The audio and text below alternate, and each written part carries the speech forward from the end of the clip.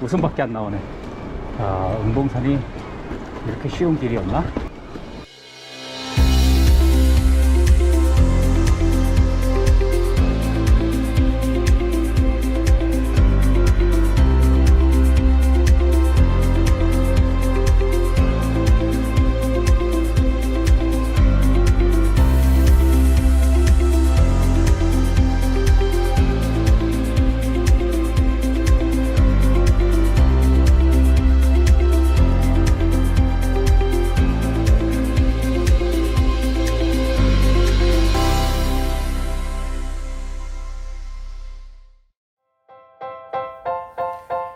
2019년 12월이었을 겁니다. 새로운 전기 자전거를 사려고 이 커넥티드 플레이스를 방문했습니다.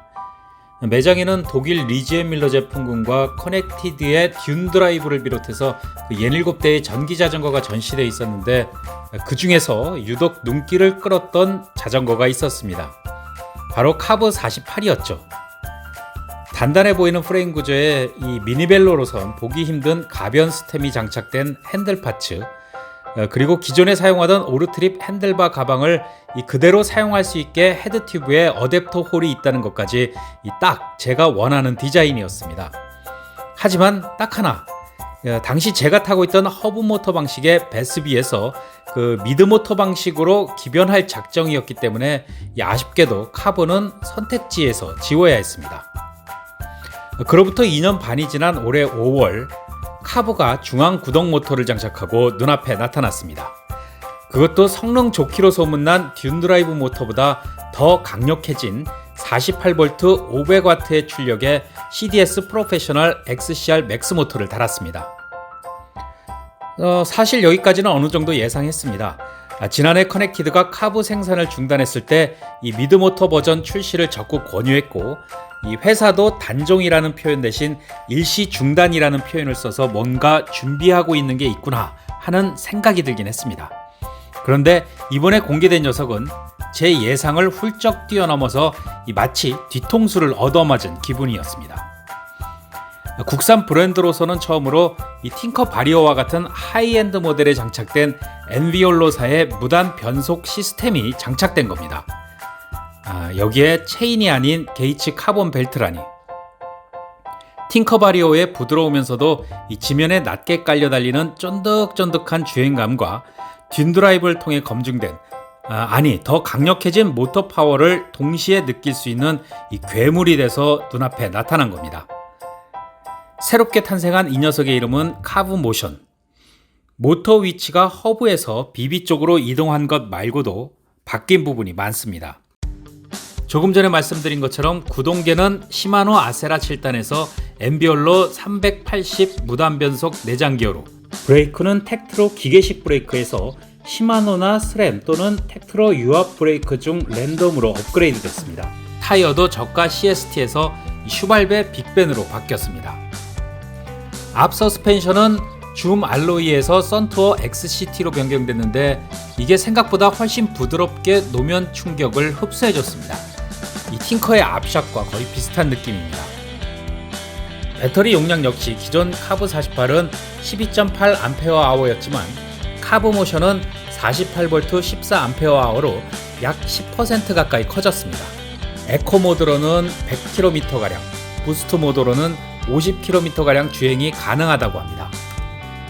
최대 토크는 80Nm로 듄 드라이브와 반리트에 장착된 모터와 똑같지만 이 전압과 출력이 세다 보니 쭉쭉 치고 나가는 맛이 일품입니다.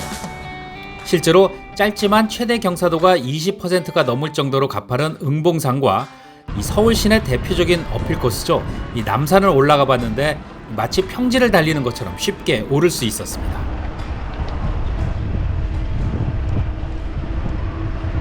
오늘 날씨가 좋아서 응봉산에 등산객들이 꽤 많을 것 같긴 한데요. 그래서 좀 더 조심스럽게 올라가 봐야 될 것 같네요. 자, 지금 부스트 모드의 기어는 거의 최저단까지 올려놓은 상태고요.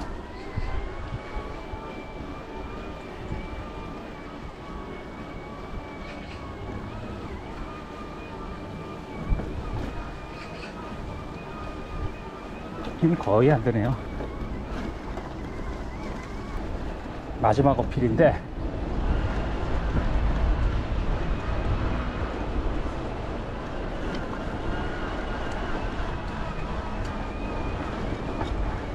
투어 모드에서는 약간 힘을 줘야 되고요.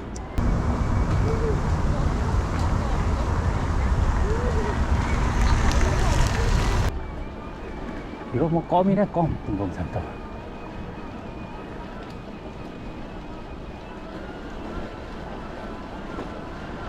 일단 오르는 장면은 나중에 따로 한번 더 찍고,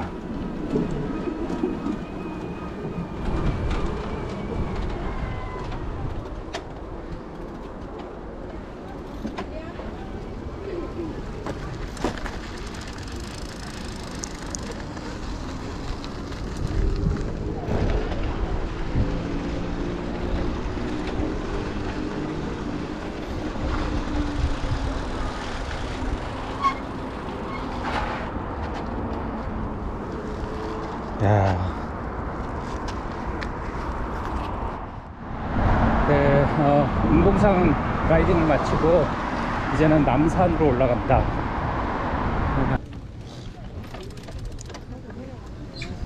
부스트 모드에 놓고 이제 올라갑니다.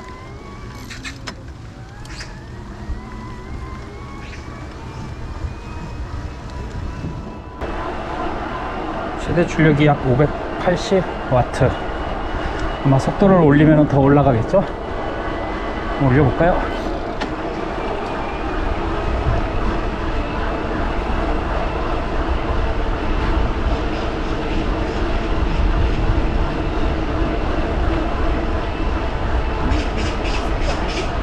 (27, 8에서는) 다리 힘이 좀 들어가네요.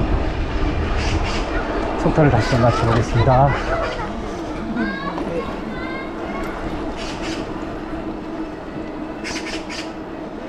20km 정도의 속도에서는 그냥 다리의 무게로만 올라갈 수 있어요.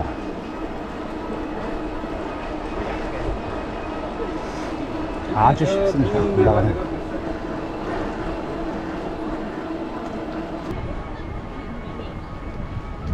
지금 남산 어필 중인데요. 이 카브 모션, 새로 나온 카브 모션을 타고 남산 어필 중입니다. 500W 짜리 모터를 채용해 가지고 지금 남산 정도는 평지를 올라가듯이 그냥 올라가고 있습니다. 오히려 힘이 지나칠 정도로 강해 필요 이상으로 전력을 소모한다는 느낌까지 받았습니다. 실제 며칠간 테스트해 보니까 에코 모드에서 모터의 출력은 라이더가 내는 힘의 200%, 투어 모드는 300%, 부스터 모드는 400%의 출력을 냈습니다. 개인적으로는 이 에코 모드에서의 모터 출력을 100 내지 150% 이하로 낮춰도 이 평지 주행에서는 부족함이 전혀 없을 뿐더러 오히려 배터리 소모도 줄여서 주행 거리를 더 늘릴 수 있지 않을까 생각합니다. 무엇보다 카브모션의 최대 장점은 다양한 용도로 사용할 수 있다는 점이 아닐까 싶습니다. 이를 가능하게 해준 게 바로 이 프론트랙입니다. 처음엔 초기 카브 모델에 달린 것과 비슷하면서 오히려 더 커진 프론트랙을 보고 약간 실망하기도 했는데요. 직전 모델인 뉴 카브에는 프론트랙 대신 헤드 튜브에 릭센카울 어댑터 홀을 달아서 제가 보유 중인 여러 개의 오르트립백을 장착할 수 있었는데, 이 카브 모션으로 넘어오면서 다시 이렇게 독자적인 규격의 프론트랙용 홀로 변경되는 바람에 가지고 있던 가방을 장착할 수 없게 됐기 때문입니다. 그렇지만 막상 사용해보니까 이거 물건입니다. 오르트립백과 브롬톤용 전용 가방은 물론 일반 백팩이나 여행용 가방까지 정말 아무거나 실을 수 있습니다. 한마디로 값비싼 자전거 전용 가방으로부터 해방시켜준 사기템입니다. 이 돗자리나 캠핑 의자를 챙겨서 피크닉을 떠날 수도 있고, 이 텐트까지 싣고 캠핑을 떠날 수도 있습니다. 여기에 이 M 쉐이프 핸들바, 일명 갈매기바를 장착한 것은 활용 점정이었습니다. 일자 핸들바에 비해서 피로도가 훨씬 적어서 이 남녀노소 누구나 편하게 탈 수 있기 때문입니다.